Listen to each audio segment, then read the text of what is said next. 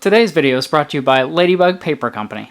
For 450 years, Okinawa existed as a nation independent from Japan. The Ryukyu Kingdom spread across the tropical islands of modern-day Japan from 1429 to 1879. Within this time, many rulers controlled and shaped the islands with various forms of rule.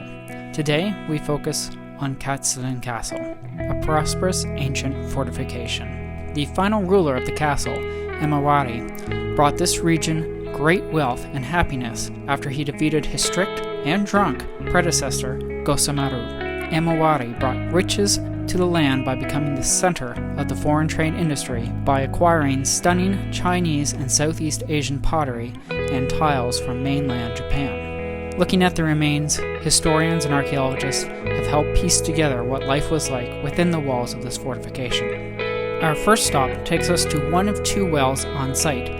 The Utamishiga well predicted the harvest for the coming season. If the water levels were low, they expected a good harvest. However, if the water levels were high, a difficult year was sure to follow. The Matuga well had more of a mythical impact. It said if a couple were to visit the well, it would create a bond that would tighten, causing them to grow closer in the relationship. However, if this same couple were to break up anytime afterwards, one would be cursed to die. Let's just say Akane has a lot more to consider now if Ed Sheeran ever decides to return her phone calls. At the top of the stairs sits the third enclosure, called Tumumutu. Here, Kaminchu priestesses sat on the circular stones during the Umachi festival in February and May, praying for an abundant crop and giving thanks to the gods. Many gods lived and protected those on Okinawa Island.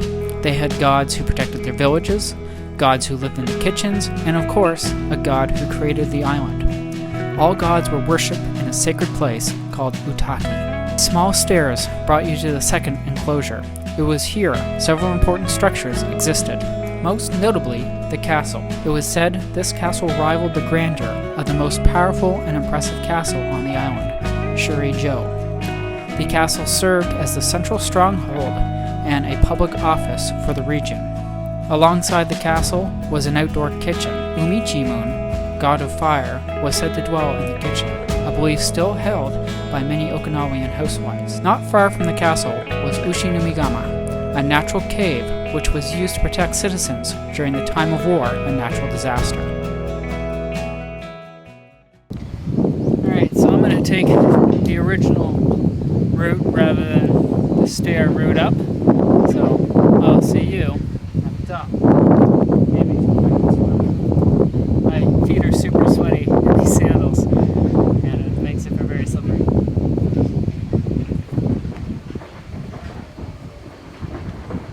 I'm thinking so far that this is probably my favorite of the UNESCO sites already. Just the views are outstanding. The history of this place is outstanding.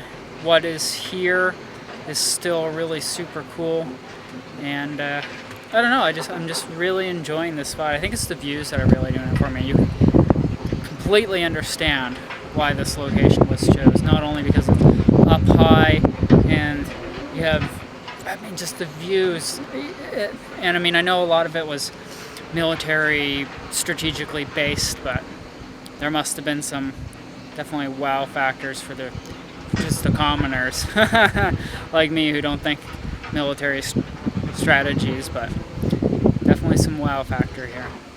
The highest layer, or the first enclosure, was an important one. The only thing that was held to higher authority than even a castle was a sacred place. Within the sacred place existed a stone which is believed to signify the area as a sacred shrine. Only the most privileged were allowed in this area, as the gods who protected the rulers of the castle were reachable here. Next to the rock is a hole. Some believe this hole once led to the protective cave on the second level, giving those of great power another opportunity to find refuge.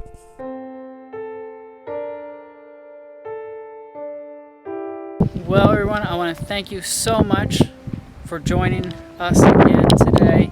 It was a great spot to visit here at this UNESCO World Heritage site. I hope you guys learned a lot in this video. It was really interesting. interesting to see in person, and I hope it kind of came across in the video as well. If you like it, just let me know, hit that thumbs up. If you are new to the channel, I want to say welcome.